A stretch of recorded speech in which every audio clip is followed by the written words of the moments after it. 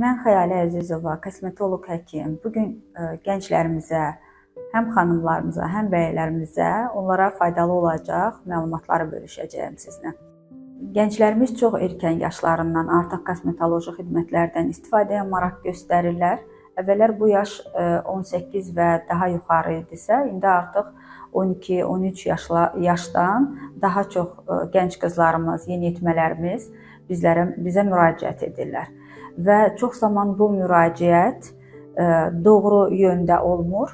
Daha çox müraciət olmalıdır, hansı ki, üz gigiyenası ilə, baxımı ilə. Əksinə biz üzləşirik müasir dövrdə bu sosial şəbəkələrdə reklam olunan deməli üz kosmetoloji prosedurları ilə.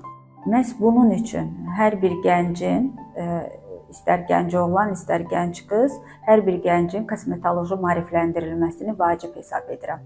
Əgər soruşsanız ki, hər bir gənc ilk növbədə hansı kosmetoloji biliyə sahib olmalıdır, mən deyərdim ki, ilk növbədə üz dərisini bilməlidir.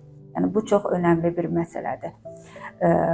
Doğru bilinən, əgər bir gənc üz dərisini doğru tanıyırsa, onun hansı dəri tipinə malik olduğunu bilirsə, təbii ki, ona daha doğru yanaşacaq və gələcəkdə də baş verən problemlərin qarşısını almış olacaqdır. Doğru gigiyena üçün dəri tiplərini bilmək önəmlidir və 4 əsas dəri tipimiz var. Normal, yağlı, quru və qarışıq dəri tipi. Hər bir dəri tipinin özünə məxsus xüsusiyyəti var və hər bir dəri tipi özünə məxsus qulluğu tələb eləyir. Çox zaman əsas məsələlərdən, problemlərdən biri də valideynlər zəng eləyir ki, və yaxud əlaqə saxlayır, deyir, uşağın 18 yaşı var, mən onun üzünü təmizlədə bilərəmmi? Biz buna hamımız hal-hazır çistka deyirik, hamı bunu bilir artıq. Mən uşağın üzünü çistka eləyə bilərəmmi? Mən eşitmişəm ki, hələ tezdir. Bu da doğru bildiyimiz yanlışlardandır. Yəni, burada da məsələ oradan ibarətdir ki, böyümə dövrü, hormonal aktivlik artıq 10 yaşdan yuxarı başladığı üçün, hətta 11-12 yaşında, 13 yaşında belə əgər göstəriş varsa, üz təmizlənə bilər. Digər başqa bir problemlərdən biri, xüsusən bugün yeniyetmələrə daha çox üstünlük veririk. Maarifləndirmədə hesab edirəm ki, bu daha önəmlidir.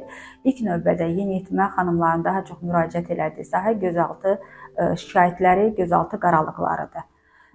Gözaltı qaralıqlar bu hesab edirlər ki, bunun üçün mütləq şəkildə tez bir yaşdan artıq iynə prosedurlarından istifadə edə bilərlər, ya kosmetologiyanın, inkişaf eləmiş kosmetoloji xidmətlərdən istifadə edə bilərlər. Yəni, bunu da müəyyən yaş dövrünə qədər doğru hesab eləmirəm.